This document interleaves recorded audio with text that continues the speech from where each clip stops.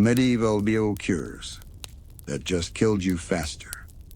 If you got sick in the Middle Ages, there's a very good chance the cure would finish the job. Not the disease. The cure. When we imagine medieval medicine, we picture bearded men in robes, dusty books, mysterious potions, maybe even wise herbal healers whispering ancient secrets. It feels mystical. Primitive, sure. But maybe not completely foolish. But the truth? Many medieval treatments didn't just fail. They made things dramatically worse. Sometimes immediately. Sometimes slowly. Sometimes in ways so horrifying that surviving the original illness would have been the better outcome. And here's the uncomfortable part. They believed they were doing cutting-edge science. To understand how medicine went so wrong, we have to step into their mindset. Because medieval doctors weren't stupid. They were trapped inside a flawed framework. A system inherited from ancient authorities like Galen and Hippocrates. Their ideas dominated medicine for over 1,000 years. The foundation of it all? The four humors. Blood, phlegm, black bile, yellow bile.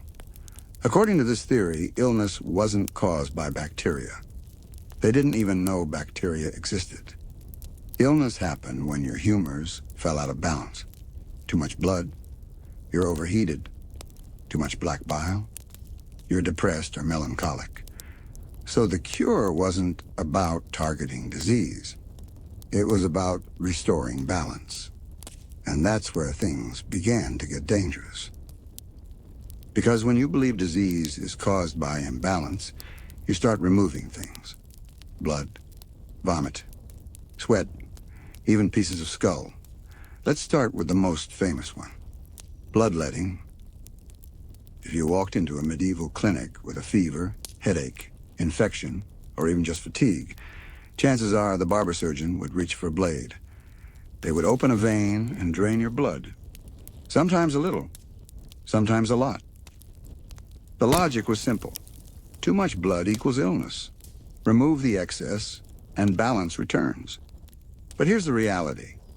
If you are already weak from infection, dehydration, or malnutrition, removing blood didn't restore balance. It reduced oxygen to your organs. It lowered your blood pressure. It weakened your immune response. In severe cases, patients went into shock. Some died within hours. And the tragic irony? If you survived the illness, you might not survive the treatment. And bloodletting wasn't rare. It was standard. Kings endured it. Peasants endured it. Even powerful rulers like Charles II of England underwent aggressive bloodletting near the end of his life. Multiple times in a single day. Imagine being critically ill. And the medical team decides the solution is to drain more life out of you. Now let's make it worse. Sometimes they didn't just cut. They used leeches. Yes, live leeches. They would place them on the skin and allow them to gorge on blood. Leeches were considered a more controlled form of bloodletting. In some limited modern contexts, medical leeches are still used. But in medieval times, there was no sterilization, no understanding of infection, no idea of cross-contamination. One patient's leech could become another patient's infection.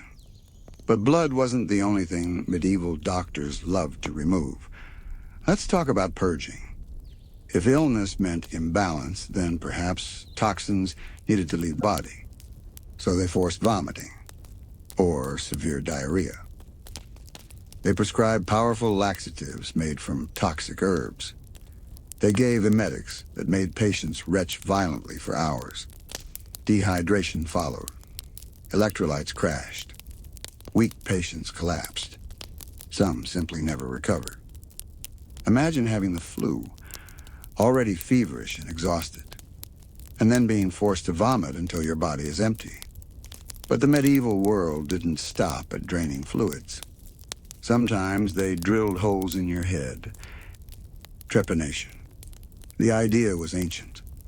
It existed long before the Middle Ages, but it continued into medieval practice. If someone suffered seizures, severe headaches, mental illness, or even just strange behavior, the solution might be to bore a hole into the skull to release evil spirits or built-up pressure. Now here's the shocking part. Some people survived trepanation. Skulls have been found with healed bone around the hole, but survival didn't mean safety. Without anesthesia as we know it. Without sterile tools. Without antibiotics. Infection was a constant threat, and if bacteria entered the brain, the cure became a death sentence. And we haven't even touched the plague yet. When the Black Death swept through Europe in the 14th century, killing millions, medicine was desperate. Doctors wore those famous beaked masks, stuffed with herbs and perfumes. Believing bad smells carried disease, they burned incense. They carried flowers. They blamed planetary alignment. Some physicians believed plague buboes, the swollen lymph nodes, needed to be cut open and drained. In theory, draining pus sounds reasonable. In practice, they used unsterilized knives. Open wounds became superhighways for infection. Septicemia followed, and death came even faster. Then there were the poisons disguised as medicine. Mercury was a favorite. If you had syphilis, doctors often prescribed mercury ointments or vapors. The saying at the time, a night with Venus, a lifetime with Mercury. Mercury caused salivation, tooth loss, neurological damage, kidney failure. Patients drooled uncontrollably. Their gums deteriorated.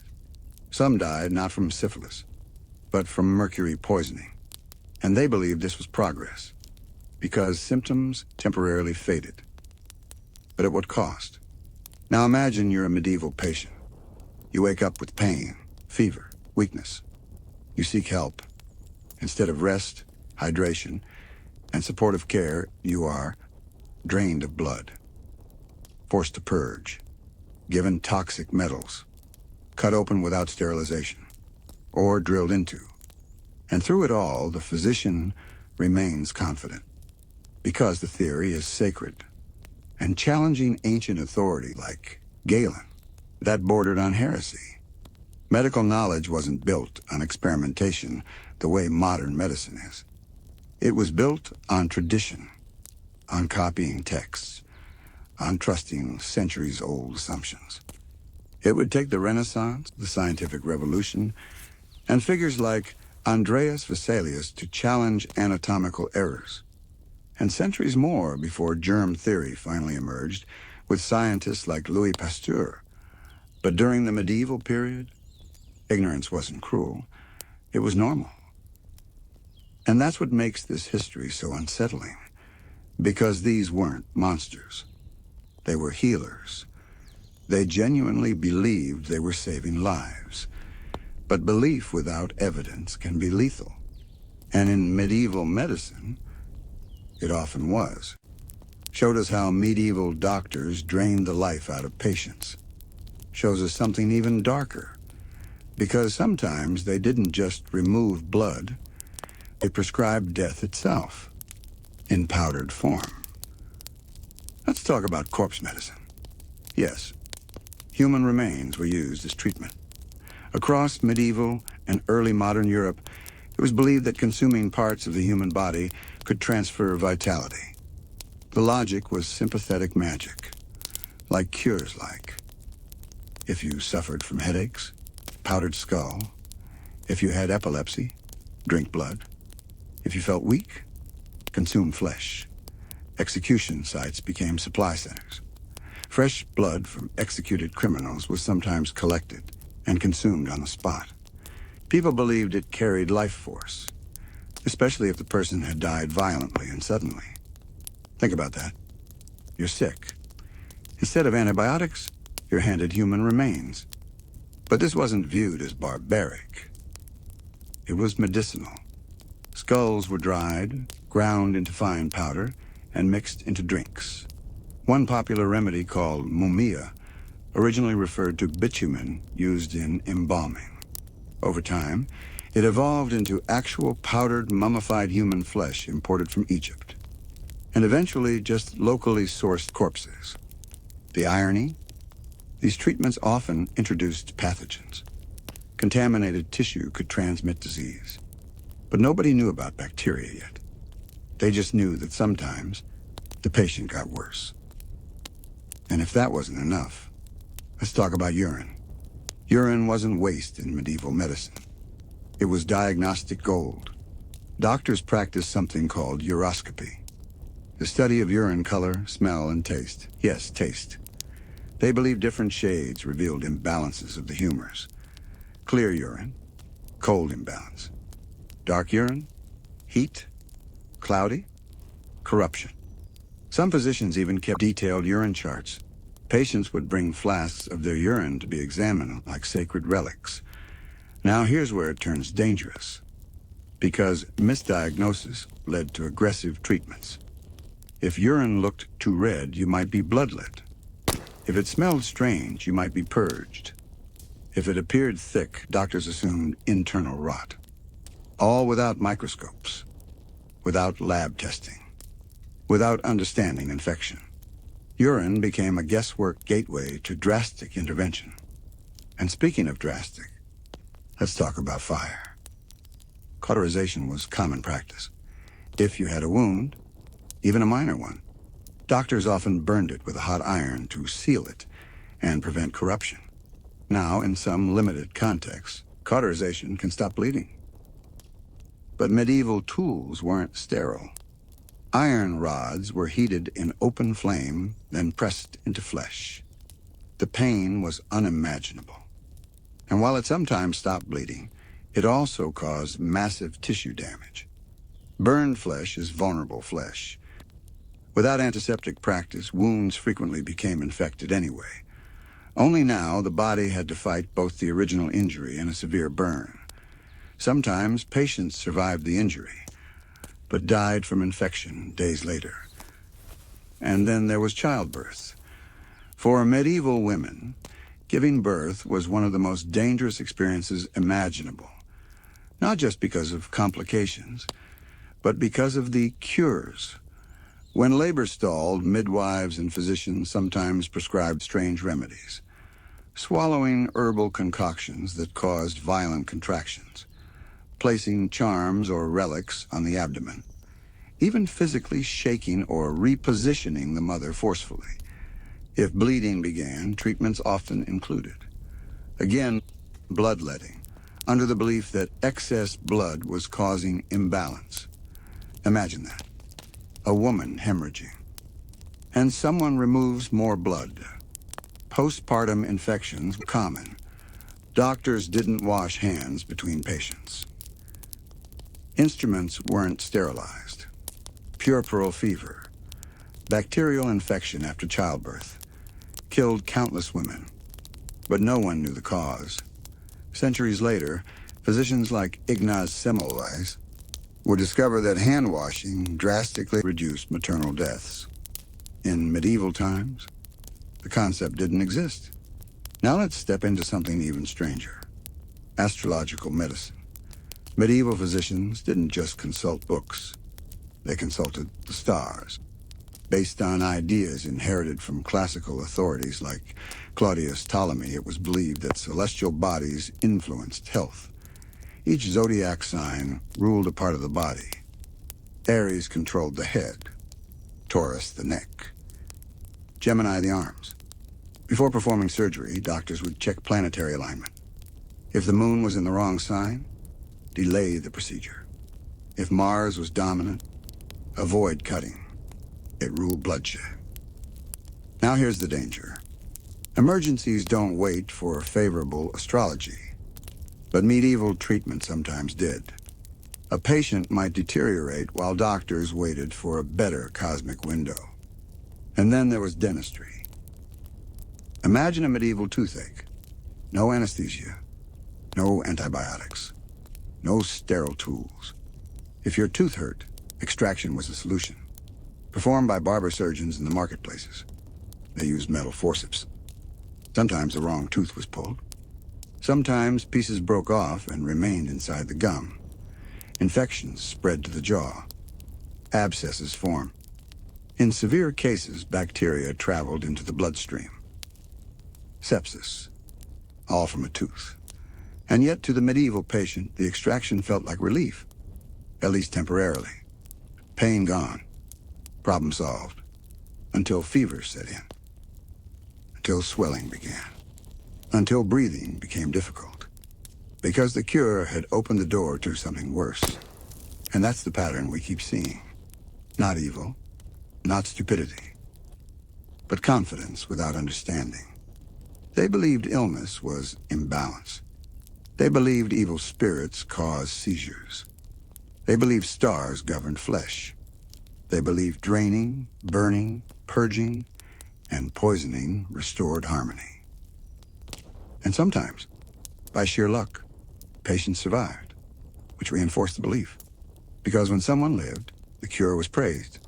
When someone died, it was God's will, or fate, or the severity of the disease, rarely the treatment. That's the terrifying loop. A system that couldn't see its own damage. And we're not done yet. By now, a pattern is forming. Illness appears. Doctors act confidently. Treatment begins. And somehow, survival odds get worse. But is where medieval medicine crosses from misguided into outright lethal, because now we enter the world of poisons. Not accidental poison, intentional ones. Let's start with lead. Today we know lead is toxic. It damages the brain, kidneys, and nervous system. It causes confusion, seizures, paralysis. In medieval Europe, it was medicine. Lead compounds were used in ointments for skin conditions. They were applied to wounds, sometimes even ingested in small quantities to cool the body because lead was associated with the cold and dry humor. The logic made sense within their framework. The results did not. Chronic lead exposure caused abdominal pain, weakness, neurological damage, symptoms that doctors often misinterpreted as new illnesses. So what did they prescribe? More treatment, more substances, sometimes more lead. It became a vicious cycle where the cure created new disease, and the new disease justified stronger cures. And lead wasn't alone. Arsenic also made its way into medieval remedies. Yes, arsenic. In small doses, it was believed to purify the body, to kill internal corruption, to burn away hidden sickness.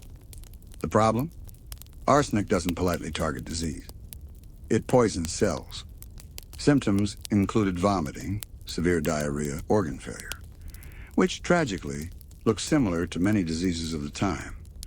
So when a patient deteriorated after arsenic treatment, it was often blamed on the original illness, not the poison they just swallowed. Now let's talk about something even more unsettling. Animal dung. Across medieval Europe and parts of the Islamic world, animal waste was used in remedies. Cow dung, dog dung, pigeon droppings. Applied to wounds, mixed into poultices, even ingested in certain cases. The belief was that animals possessed natural healing properties, and that their byproducts carried medicinal value. In some rare herbal traditions, plant-based poultices did offer mild antimicrobial effects. But dung carried bacteria, tetanus, E. coli, parasites. Open wound plus manure equals infection. An infection in a world without antibiotics? Often fatal. Then came the sweating cures. If disease meant imbalance, perhaps it could be sweated out. Patients were wrapped in heavy blankets, placed near fires, or confined in heated rooms to induce extreme perspiration. The theory was detoxification. The reality was dehydration. High fevers, combined with forced sweating, pushed already weak bodies into collapse. Electrolytes dropped. Blood pressure crashed. Delirium followed, and sometimes death. In the 15th and 16th centuries, something called the sweating sickness terrified England. Even figures like Henry VIII feared it. Doctors responded by forcing even more sweating, because clearly, sweating was the answer. But doubling down on a failing theory rarely ends well. Now let's enter one of the darkest responses to the Black Death: self-flagellation. Groups known as flagellants believed the plague was divine punishment. So they marched from town to town, whipping themselves publicly to atone for humanity's sins. Open wounds, shared whips, crowded processions. If the plague was spreading through fleas and poor sanitation, this behavior only accelerated it. They believed they were purifying the world. They may have been spreading infection instead. And then there were medieval hospitals. We imagine hospitals as places of healing. In the Middle Ages, they were closer to holding centers. Overcrowded halls, shared beds, little ventilation, no understanding of germ transmission. Patients with different illnesses lay side by side. Open wounds next to respiratory infections. Childbirth next to plague cases. Doctors and caregivers moved between them without washing hands. If you entered with a minor illness, you might leave with something far worse. In some cases, staying home, isolated, may have been safer. But people sought help because they believed in the system. And here's the tragedy beneath it all. Medieval medicine wasn't cruel on purpose. It was logical within its worldview. The four humors explained everything. Astrology filled in the gaps. Ancient authorities like Galen were considered nearly infallible. Challenging them meant challenging centuries of tradition, sometimes even religious belief. Progress was slow. Questioning was dangerous. Experimentation wasn't systematic. And without germ theory, without understanding bacteria, viruses, contamination, doctors were fighting invisible enemies with visible tools: cutting, burning, draining, poisoning, and occasionally, by sheer chance, succeeding. Which made the system harder to dismantle, because survival reinforced belief. Death reinforced faith. It wasn't the cure that failed. It was destiny, or sin, or imbalance. But here's the uncomfortable truth. For most of human history, the safest medical treatment was often no treatment at all. Rest, clean water, isolation, time. Things medieval medicine frequently replaced with intervention. Aggressive, confident, and sometimes deadly intervention. And yet, this era laid groundwork. Hospitals evolved, anatomy advanced. Slowly, painfully, ideas were challenged. Centuries later, figures like William Harvey would discover circulation of blood, undermining ancient assumptions. Later still, scientific methods would dismantle humoral theory entirely. But in the medieval world, patients paid the price for not knowing. By now, one thing is painfully clear. If you were physically sick in the Middle Ages, you were in danger. But if you were mentally ill, your situation could be even worse. Because medieval medicine didn't separate the mind from morality. Strange behavior wasn't always seen as illness. It was seen as sin, or demonic influence, or divine punishment. If someone experienced seizures, hallucinations, severe depression, or erratic mood swings, the explanation wasn't neurological. It was spiritual.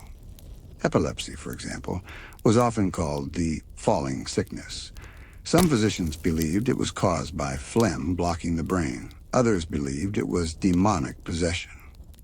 Treatment depended on which explanation your community preferred. If it was humoral imbalance, bloodletting and purging. If it was possession, exorcism. And exorcism wasn't always gentle prayer. It could involve forced fasting, sleep deprivation, physical restraint, public humiliation, sometimes physical violence. The idea was simple: drive the spirit out. But if the patient had epilepsy, schizophrenia, bipolar disorder, or severe trauma, no spirit left. Only exhaustion, injury, or worse. And because mental illness was misunderstood, patients were often restrained for long periods. Chains, wooden stocks, confinement in dark rooms. The belief was that restraint prevented harm to the patient or to others. But confinement without care worsened symptoms. Isolation deepened depression. Stress triggered more episodes. In some medieval institutions, people with mental illness were treated more like criminals than patients. And here's something unsettling. Medical and religious authority often overlapped. In certain regions, spiritual leaders acted as healers, which meant treatment blurred into punishment. Now let's shift to surgery. We've already talked about bloodletting and cauterization, but surgery itself was brutal. There was no modern anesthesia. Some herbal sedatives existed, opium mixtures, alcohol, mandrake root. But dosage was unpredictable. Too little? The patient felt everything. Too much? Respiratory failure. So many surgeries were performed with the patient fully conscious, held down by assistants. Imagine a limb amputation, because that happened too. If infection set into a wound and gangrene spread, amputation was sometimes the only option. Speed mattered more than precision. The faster the surgeon worked, the less pain the patient endured. Knives weren't sterile. Hands weren't washed. Bone saws were reused. The operation itself might succeed, but post-operative infection often followed.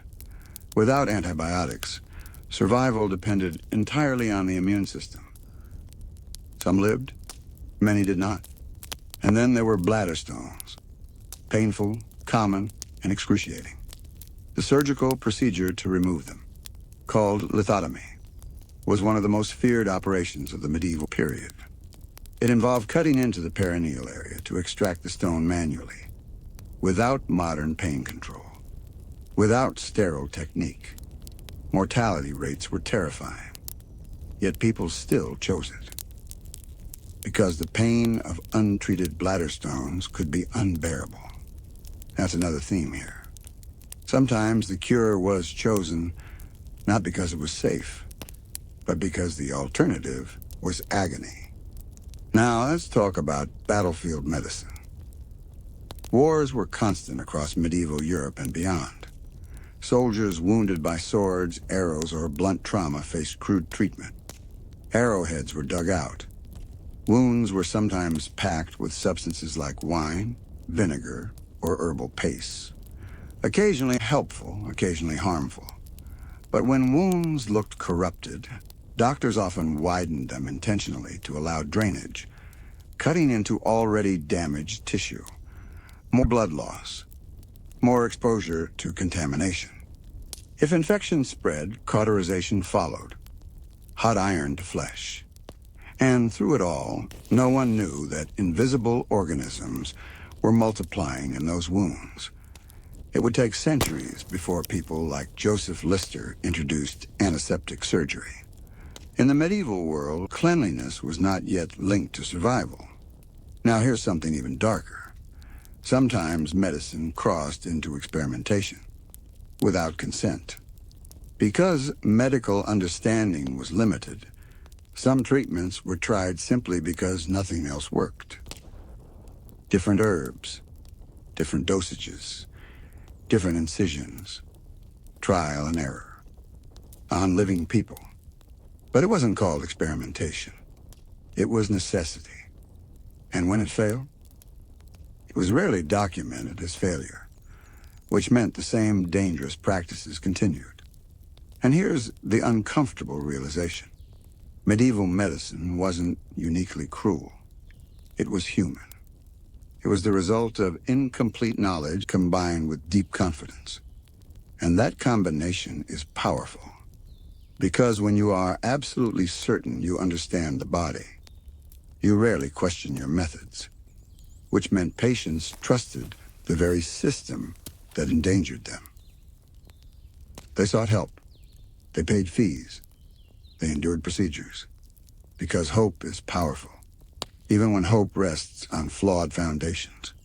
But change was coming, slowly, painfully. Autopsies began challenging ancient anatomical assumptions. Scholars started noticing inconsistencies in texts by authorities like Galen. Anatomists like Andreas Vesalius began dissecting human bodies to correct centuries-old errors. And once the idea took root that ancient authorities could be wrong, medicine began to shift. But during the medieval period itself, patients lived and died inside a system that often accelerated the very thing it tried to prevent. By this point, it's easy to imagine medieval medicine as a collection of horrors. Knives, fire, poison, blood. But not all deadly cures looked violent. Some looked harmless. Small objects worn around the neck. Tiny bags filled with herbs. Strange symbols carved into metal. Preventative medicine in the medieval world was often built on superstition. And sometimes that superstition quietly made things worse. Let's begin with amulets. People wore charms made of animal teeth, dried plants, gemstones, even bits of parchment inscribed with the sacred words. These weren't fashion accessories. They were medical devices. A charm might be worn to prevent fever, another to stop bleeding. Some were designed to protect against the Black Death. The belief was that disease could be deflected, spiritually blocked by protective objects. Now here's the hidden danger. Amulets often replaced practical prevention. Instead of avoiding infected areas, improving hygiene, or isolating the sick, people trusted charms. Instead of disposing of contaminated bedding, they hung talismans above it. Faith in objects sometimes reduced caution. And during epidemics, reduced caution meant more exposure. Then there were plague preventatives. One common belief was that bad air, miasma, carried disease. So people carried flowers, burned herbs, held scented cloths to their faces. Doctors famously wore long, beaked masks filled with aromatic substances. They believed they were filtering poison from the air. But fleas on rats were spreading plague bacteria, not smell. So while people focused on scent, rodents moved freely. Homes remained unsanitary. Garbage piled up in streets. The real cause remained invisible. And invisibility is dangerous. Because when you fight the wrong enemy, the real one wins faster. Now let's talk about children. Infant and child mortality in the medieval period was devastatingly high. Not because parents didn't care, but because medicine didn't understand vulnerability. Children were often treated as miniature adults, which meant adult-level bloodletting, adult-strength purges, adult-dose herbal mixtures. But a child's body cannot tolerate what an adult might survive. Dehydration hits faster. Blood loss impacts more severely. Toxicity overwhelms more quickly. If a child developed a fever, aggressive intervention followed. And sometimes the intervention pushed a survivable illness into fatal territory. There were also dangerous remedies for teething, a natural developmental stage. Gums might be cut intentionally to help teeth emerge. Unsterile tools introduced infection. What should have been a routine process sometimes turned into a life-threatening complication. And then came epidemics beyond the plague.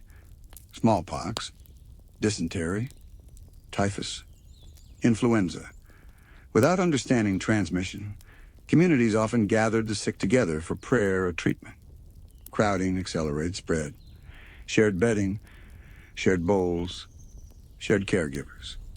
In some towns, entire families would fall ill in sequence. Medical response often meant more bloodletting, more purging, more sweating. But when the illness was already draining fluids and weakening immunity, those treatments compounded the damage. Now here's something deeply unsettling. Sometimes medieval doctors were partially right, but fatally incomplete. Wine, for example, was occasionally used to clean wounds. Alcohol can reduce bacteria, but without consistent sterilization, without understanding dosage or contamination, its benefit was unreliable. Certain herbs did have mild medicinal properties. Willow bark, which contained salicin, related to aspirin, was known to reduce pain, but dosing wasn't standardized. Too little did nothing. Too much caused toxicity. Medicine hovered in a gray zone between accidental effectiveness and unintended harm. And because there was no controlled testing, no clinical trials, outcomes were anecdotal. If a patient recovered after treatment, the treatment was credited. If they died, the illness was blamed. The feedback loop protected dangerous practices for centuries. But something was shifting. The late medieval period slowly gave way to the Renaissance. Human dissection became more accepted in parts of Europe. Anatomy books corrected earlier assumptions. Scholars began questioning blind trust in ancient authorities like Galen. Observation started competing with tradition. And that shift, slow and uneven, marked the beginning of medical transformation. Yet for most of the medieval era, ordinary people lived in a world where illness was terrifying, not just because of disease, but because of treatment.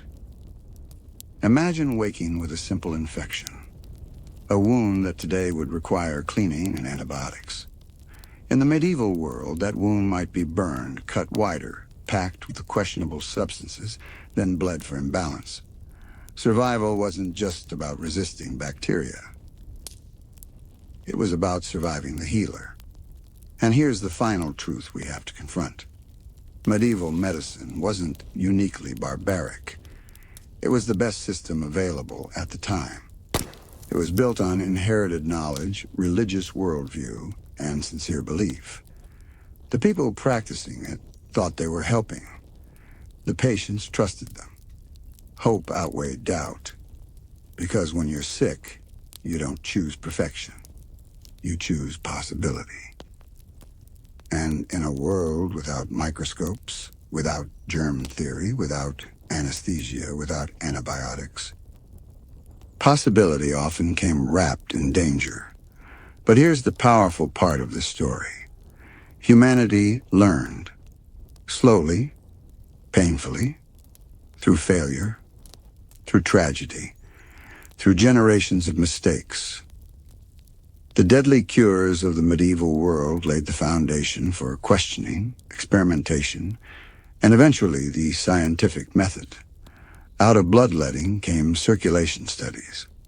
Out of infection came antiseptic practice. Out of superstition came skepticism. And while medieval medicine often killed faster than it healed, it was part of the long road toward understanding the human body. A road paved with error, but moving step by step toward truth. By now, you might be wondering something uncomfortable. If medieval medicine was this dangerous, why did people keep trusting it? Why didn't someone stand up and say, "This isn't working"? The answer is complicated. Because sometime it did work.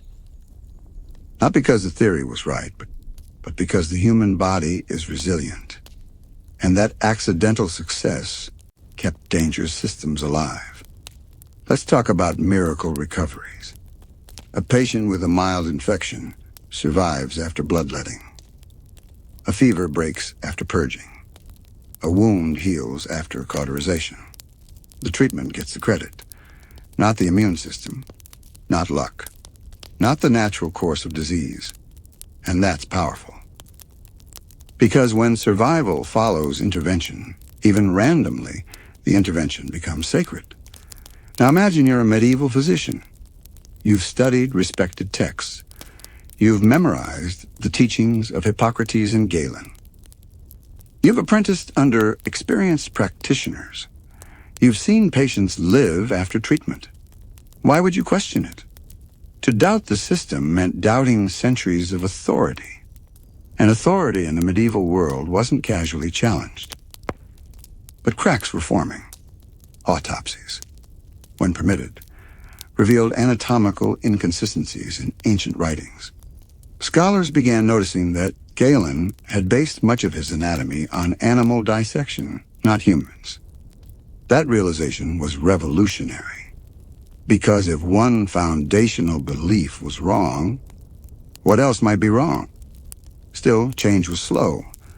And while intellectual debates simmered in universities, ordinary people continued facing dangerous care. Let's examine something rarely discussed: pain management. Chronic pain in the medieval world was treated with opium-based mixtures when available. Opium can relieve pain, but dosing without measurement tools is risky. Too little, no effect. Too much, slowed breathing, unconsciousness, death. Alcohol was often used as a sedative. Before surgery, patients might be given large amounts of wine or ale. Intoxication dulled pain, slightly. But alcohol thins blood, which increased bleeding during procedures. So even attempts to reduce suffering could increase mortality. Then there's the issue of contamination. Instruments weren't just unsterilized, they were reused continuously. Cloth bandages were washed inconsistently. Sponges used to clean wounds might be used on multiple patients. No one knew invisible organisms were spreading between bodies. It would take centuries before germ theory emerged, later championed by scientists like Louis Pasteur, to reveal what medieval medicine could not see. Until then, infection was mysterious, sometimes called corruption, sometimes putrefaction, sometimes blamed on imbalance or divine will. Now let's talk about something deeply tragic: medical hierarchy. Barber surgeons performed hands-on procedures. University-trained physicians often avoided manual labor, focusing instead on diagnosis and theory. This division sometimes created a dangerous gap. The physician prescribed, the barber executed. But if the prescription was flawed, the outcome suffered.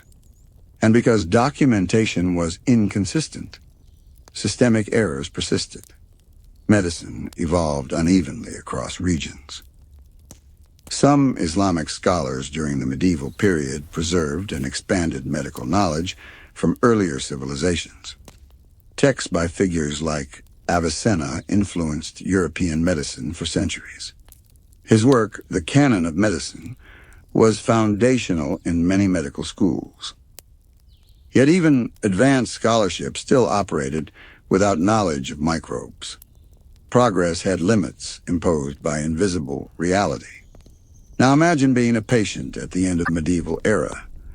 The Renaissance is dawning. Printing presses are spreading information. Anatomical drawings are improving. Curiosity is rising. But antibiotics are still centuries away. Anesthesia is still primitive. Antiseptic surgery does not yet exist. You live in a transitional world. Better than before, still dangerous. And that's the key point. Medieval medicine wasn't a static nightmare. It was a stage in a long evolution. Some practices were harmful. Some were neutral. A few were accidentally helpful, but without controlled experimentation, without systematic testing. There was no reliable way to separate effective treatment from lethal tradition. So patients lived inside uncertainty. They trusted because they had to. They endured because there were no alternatives. And here's the final thought for this chapter of the story. We often look back at medieval medicine with disbelief. How could they think that worked? But future generations may one day look at parts of modern medicine the same way. because knowledge is always incomplete. The difference today is method. We test, we measure, we revise, we question. Medieval medicine lacked that systematic correction. It relied on authority, tradition, and observation without controlled comparison. And that difference, more than any single cure, is why their treatment sometimes killed faster than disease. Because we'll step back and answer the deeper question. What does medieval medicine teach us about human belief, fear, and the cost of certainty? There's one more layer we need to uncover. Because the most dangerous part of medieval medicine wasn't the knife. It wasn't the poison. It wasn't even the fire. It was certainty. Certainty is powerful. When a healer stands before you, calm and confident, speaking in the language of balance and authority, fear softens. Even if the treatment is painful, you believe it has purpose. And in the medieval world, purpose mattered more than proof. If illness had meaning, divine, cosmic, humoral, then suffering had explanation. And explanation is comforting, even when it's wrong. Let's look at how this certainty shaped everyday decisions. Imagine a small infection on your arm. Today it might require cleaning and antibiotics. In the medieval world, it might be labeled corruption of the blood. The response? Bloodletting. Perhaps a purging tonic. Maybe a poultice.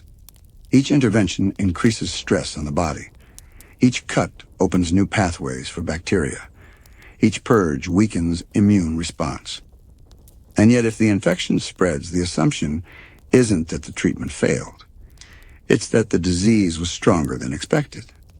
The mindset protects the system from self-correction. And it wasn't just physical illness. Consider fear during epidemics.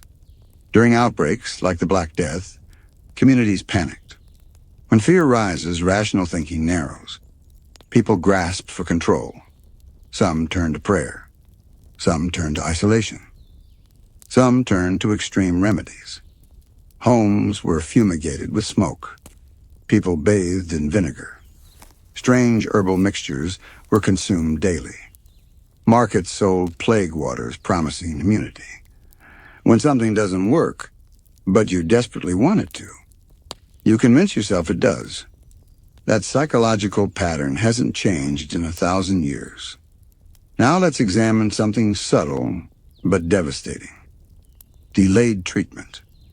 Because medieval theory prioritized balance, doctors sometimes waited before intervening aggressively, observing the patient's humors, monitoring urine, consulting astrology. In some cases, delay may have helped. In others, it allowed infections to advance beyond recovery. Without understanding bacteria, timing was guesswork. Act too early. You weaken the patient. Act too late. The disease overwhelms them. And because outcomes varied unpredictably, medicine felt mysterious, sometimes miraculous, sometimes catastrophic. Then there's the economic reality. Medical treatment cost money. Wealthier patients could afford physicians trained at universities. Poorer patients relied on local healers, folk remedies, or barber surgeons. Access didn't guarantee safety. But lack of access didn't guarantee safety either. In some villages, herbal knowledge passed down through generations provided mild, supportive care. Rest, teas, simple wound cleaning. In certain cases, that minimalism may have been safer than aggressive intervention. But when illness worsened, escalation followed. And escalation often meant risk. Here's something rarely acknowledged. Medieval people weren't unaware of failure. They saw death constantly. Infant mortality, epidemics, battlefield casualties. They knew medicine didn't always work. But in a world with limited tools, imperfect action felt better than helplessness. If a loved one was dying, doing something, even something painful, felt meaningful. Standing by and doing nothing felt like surrender. That emotional pressure pushed medicine toward intervention. even when intervention harmed. And yet, as the medieval period transitioned into early modern Europe, shifts accelerated. Dissection expanded. Printing spread new anatomical diagrams. Observation slowly overtook blind repetition. The idea that knowledge could improve, that old authorities could be wrong, began to take root. It was uncomfortable, controversial, but necessary. Because the most dangerous cure isn't the one that fails. It's the one that fails while insisting it cannot. Medieval medicine teaches us something profound. Humans crave explanation. We build systems to make sense of suffering. We trust confident voices. We defend traditions. And without structured testing, without evidence, even sincere care can become lethal. That doesn't make medieval healers villains. It makes them human. They worked with the best understanding available to them. They operated in darkness without knowing light was possible. And in that darkness, they cut, burned, drained, and dosed, believing they were restoring balance. Sometimes they saved lives. Often they didn't. But every failure, every mistake, every misinterpreted recovery slowly contributed to the evolution of medicine. Because history is not a straight line of progress. Because we've talked about poison, we've talked about surgery, we've talked about superstition. But there's one more dangerous pattern in medieval medicine: escalation. When a treatment didn't work, they didn't stop. They intensified. If bloodletting failed to improve a fever, perhaps not enough blood had been removed. If purging didn't cure illness, perhaps stronger laxatives were needed. If infection worsened, maybe the wound had to be cut wider. The logic was simple. Failure didn't disprove the theory. It proved the imbalance was more severe, so the cure became more aggressive. Imagine a patient with pneumonia-like symptoms: coughing, fever, weakness. They are bled once. No improvement. They are bled again. Still no improvement. A purge is added. Now they are dehydrated. A sweating treatment follows. Now they are severely weakened. The infection, which might have been survivable with rest and fluids, becomes fatal. Not because the disease was unstoppable, but because the body was systematically drained of strength.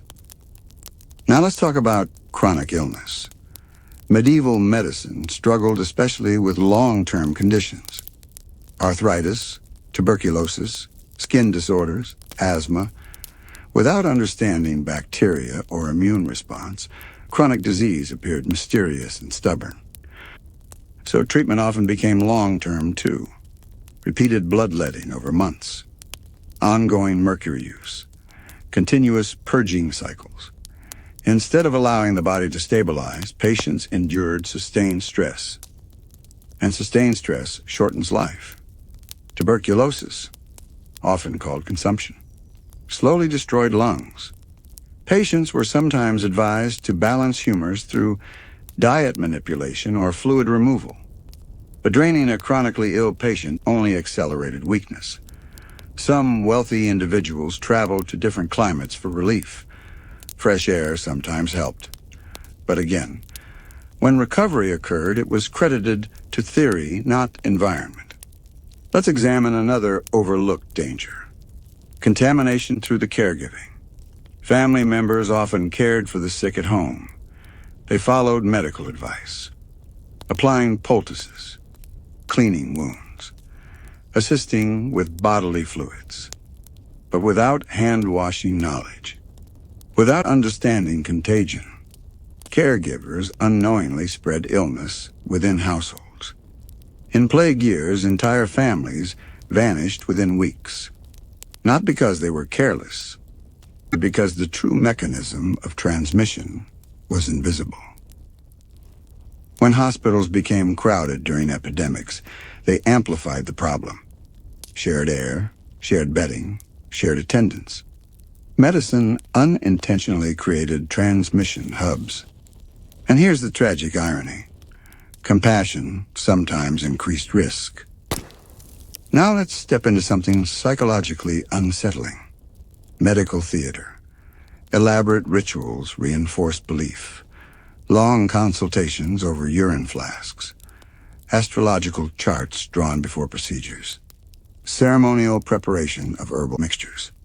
These rituals built trust. They made treatment feel authoritative. But ritual does not equal effectiveness. Still, ritual has power. It reduces anxiety. It creates order. And sometimes, reduced anxiety can genuinely improve outcomes. Placebo effects are real. But placebo cannot stop bacterial sepsis. It cannot reverse gangrene. It cannot neutralize arsenic. Which brings us back to the central theme. Medieval medicine was a system of pattern recognition without microscopes. They saw symptoms. They built explanations. They matched treatments to explanations. But the underlying causes remained hidden. It would take centuries before individuals like William Harvey mapped blood circulation properly, before surgical sanitation improved under figures like Joseph Lister, before microbial life was proven by scientists such as Louis Pasteur. Until then, medicine operated in partial darkness, and in darkness, confidence can be dangerous. But here's something important. We should resist the temptation to see medieval people as foolish. They were observant. They experimented within limits. They preserved knowledge from earlier civilizations. They cared deeply about healing. The tragedy wasn't ignorance alone. It was incomplete understanding combined with decisive action. When you intervene in the human body without full knowledge, unintended harm follows. Sometimes quickly, sometimes slowly, and sometimes disguised as help. By the end of the medieval era, cracks in the old system were undeniable. Autopsies challenged ancient anatomy. Scholars debated authority. Printing allowed wider circulation of new ideas. The stage was being set for transformation. But transformation always stands on the shoulders of past mistakes. Every failed cure taught something, even if indirectly. Every death raised quiet questions. Every inconsistency planted doubt. And doubt slowly is what saves lives. Because doubt forces testing. Testing forces evidence. Evidence corrects error. Medieval medicine lacked structured doubt. Modern medicine institutionalized it. That is the difference between draining a patient because tradition says so, and asking, does this actually improve survival? But we're not finished. As we approach the end of this journey through medieval medicine, it's time to step back and see the bigger picture.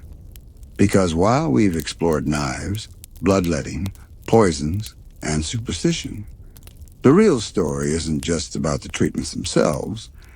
It's about the evolution of human understanding under extreme uncertainty. The medieval period was a world where illness was terrifying not only because of disease, but because of the responses it provoked. Doctors acted decisively, often violently, because inaction felt like surrender. Families sought help because hope outweighed fear. Communities accepted rituals because they gave order to chaos. Yet for every intervention that accidentally helped, many more accelerated death. Take epidemics, plague, smallpox, typhus. All spread faster because the cures were misinformed. Crowded hospitals became hotspots of disease. Rituals and public treatments increased exposure.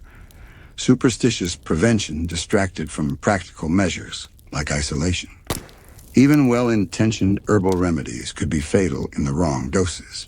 Mercury, arsenic, lead, toxic substances were administered because their effects fit within humoral theory. And let's not forget mental illness, where spiritual explanations justified extreme measures, chains, exorcisms, and prolonged confinement. Many of the most vulnerable patients suffered the greatest harm. Yet within this chaos there were glimmers of progress. Observant physicians began documenting outcomes. Scholars debated the authority of Galen and Hippocrates. Anatomical dissections slowly revealed errors in centuries-old texts. Written knowledge spread through the invention of the printing press. These small steps planted the seeds for transformation. Think of it as trial and error on a massive scale. Every failure, every death, every misguided attempt created data, even if the people at the time didn't realize it. By the Renaissance, the medical world began to shift. Bloodletting declined as understanding of circulation improved under William Harvey. Antiseptic principles emerged in the centuries that followed, thanks to pioneers like Joseph Lister. Observational and experimental approaches replaced blind reliance on tradition. Medieval medicine is terrifying, yes, but it's also human.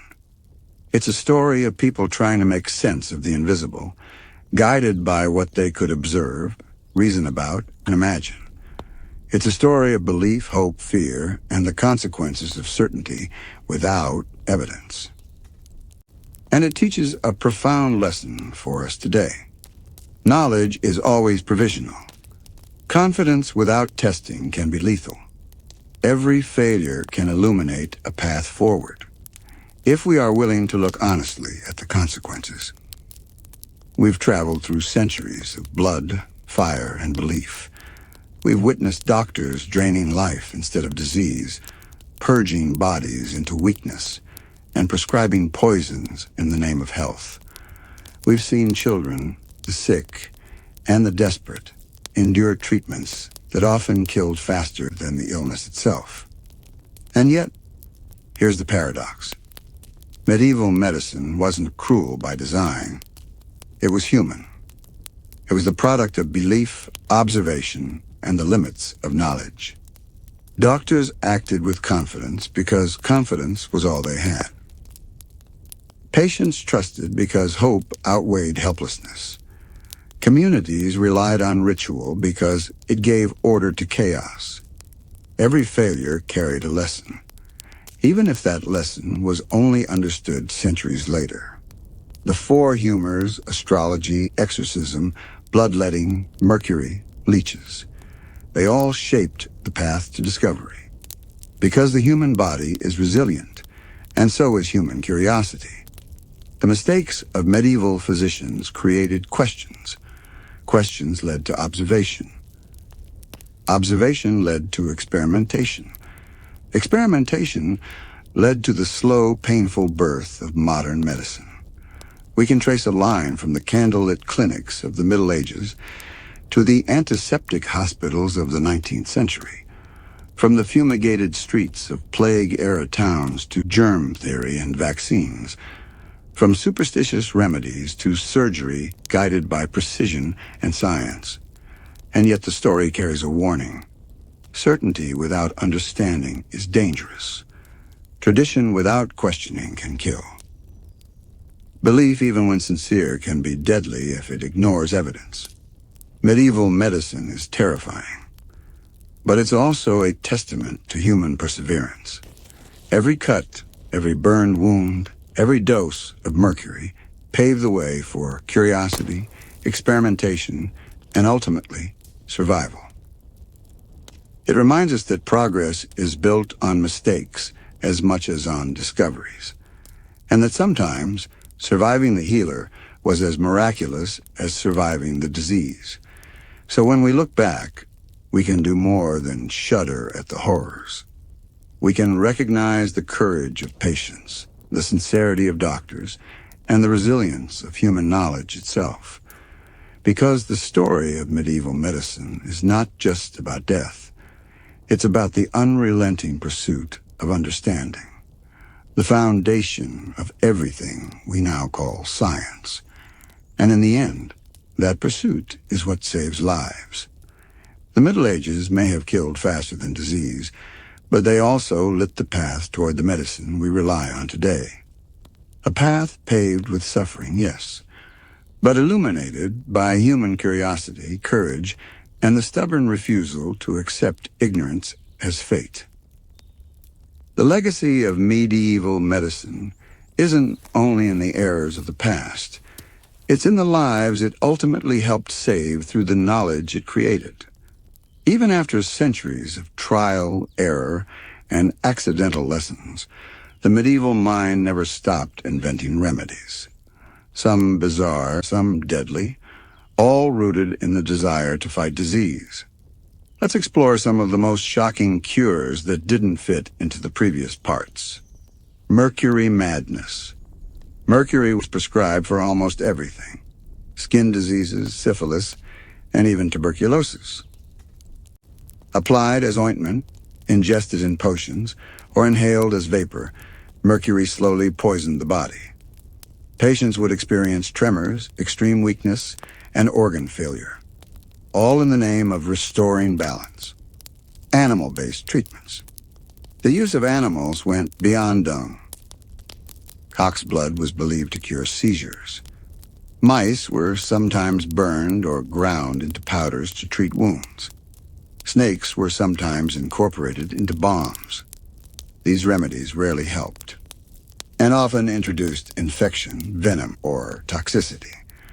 Plague-specific cures. During plague outbreaks, fear bred the strangest interventions. People carried live pigeons tied to their bodies, believing their movements absorbed disease.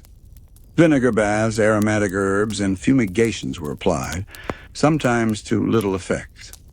Some were advised to wear masks stuffed with crushed herbs. The famous beak masks, while innovative, they did little against fleas and bacterial transmission. Rituals and talismans. Amulets, charms, and sacred inscriptions were everywhere. A simple piece of parchment and vinegar was thought to repel infection. Bells were rung over the sick to disperse miasma. Blood from saints' relics was sometimes drunk for protection. None of these directly healed disease, yet the psychological comfort was real placebo in modern terms. Self-harm and extreme interventions. Some treatments involved deliberate trauma to the body, cutting or scarification to release evil humors, intense sweating or heated rooms to detoxify, prolonged fasting for spiritual purification, which often weakened patients beyond recovery. Even seemingly simple ailments like toothaches or minor wounds could become fatal under medieval care. Medieval medicine was an extraordinary combination of human ingenuity, attempts to understand and fight disease without scientific tools, fear and hope, belief in cures, rituals, and remedies as a defense against death, trial and error, mistakes that often killed but laid the groundwork for observation, anatomy, and experimentation. Every absurd remedy, every ritualistic cure, every failed bloodletting contributed to the slow emergence of rational, evidence-based medicine. It reminds us that confidence without evidence can be dangerous. Observation, testing, and humility are essential in any healing practice. Even the deadliest mistakes can create pathways to knowledge. The medieval world may have killed faster than disease, but it ultimately illuminated the path toward the medicine we trust today. Here we are, at the end of a journey through centuries of pain, hope, and human ingenuity. We've witnessed a world where illness was not only feared, it was mysterious, cruel, and often fatal, where cures sometimes killed faster than the diseases they were meant to fight, where bloodletting, mercury, poultices, exorcisms, and superstition guided lives more than knowledge. And yet, this story is not just about death. It's about resilience. The resilience of patients who endured unimaginable suffering. The resilience of physicians who, despite limited understanding, sought to help. And the resilience of human curiosity. The relentless drive to understand, question, and discover. Medieval medicine was not perfect. It was often dangerous. It was sometimes fatal, but every failure taught something. Every tragedy sparked questions. Every misstep nudged humanity closer to observation, experimentation, and eventually, science. From bloodletting to antiseptics. From superstition to germ theory. From astrology to anatomy. The transition from medieval to modern medicine was slow, painful, and built on countless errors. Yet each error contributed to the foundations of what we now call evidence-based medicine. The most striking lesson: confidence without understanding can be deadly. Tradition without questioning can prolong suffering. Hope, when misplaced, can be fatal. Yet hope is also what drives discovery. And in that paradox lies the human story of medicine. We act, we fail, we observe, we improve. Medieval doctors may have killed more than they cured, but they also illuminated the path forward. They forced humanity to ask questions. They inspired observation. They made experimentation necessary. And so, as we look back with horror and fascination, we also recognize something extraordinary. Even in darkness, humans sought to heal. Even in ignorance, they tried. Even in suffering, they persevered. And today, the legacy of those mistakes surrounds us. Modern hospitals, sterilized instruments, anesthesia, vaccines, antibiotics, and treatments guided by science rather than fear. The Middle Ages were dangerous. Medieval cures often failed. Many lives were lost. But every cut, every potion, every misguided ritual was a stepping stone. A step toward knowledge. A step toward survival. A step toward understanding the human body in ways those medieval physicians could only dream of. And that is the ultimate story of medieval medicine. Not a tale of cruelty or ignorance alone, but a testament to human curiosity, resilience, and the painful, unrelenting pursuit of life itself. The cures may have killed faster than disease, but they also paved the road to the medicine that saves lives today. Even after centuries of bloodletting, mercury, leeches, and superstition, medieval medicine never stopped creating remedies. Some bizarre, some lethal, all driven by a desperate attempt to fight disease. Here's a look at the most shocking cures. Mercury madness. Mercury was used to treat everything from skin diseases to syphilis. Patients ingested it, rubbed it on their skin, or inhaled fumes, slowly poisoning themselves in the process. Tremors, organ failure, and death were common outcomes, all considered acceptable risks in the pursuit of balance. Animal-based treatments. Some cures involved the bodies of animals. Cock's blood to treat seizures. Mice ground into powders for various illnesses. Snakes or their fat used in ointments. None of these helped, but all carried real risk of infection or toxicity. Plague cures. During epidemics like the Black Death, people carried live pigeons tied to their bodies, believing they absorbed disease. Beaked masks were stuffed with herbs to filter miasma, ineffective against fleas carrying plague. Homes were fumigated with smoke and vinegar, providing comfort but little protection. Rituals, talismans, and superstition. Amulets, charms, and inscriptions were everywhere. Sacred parchment and vinegar. Bells rung over the sick. Blood from relics consumed for protection. The psychological comfort existed. Placebo. But no direct effect on disease. Self-harm and extreme treatments. Scarification to release evil humors. Sweating treatments in extreme heat. Prolonged fasting to purify the body. Even minor ailments could become fatal under such interventions. Medieval medicine teaches us that confidence without evidence can be deadly. Tradition without questioning prolongs suffering. Hope is powerful, but misplaced hope can cost lives. Yet, paradoxically, These failures also created the foundation for modern medicine. Observation replaced blind adherence to authority. Experimentation began to test remedies rather than accept them. Evidence became the standard, slowly dismantling centuries of dangerous assumptions. The Middle Ages were terrifying, yes. Cures often killed faster than disease. But every mistake, every failed remedy, every death taught humanity something essential.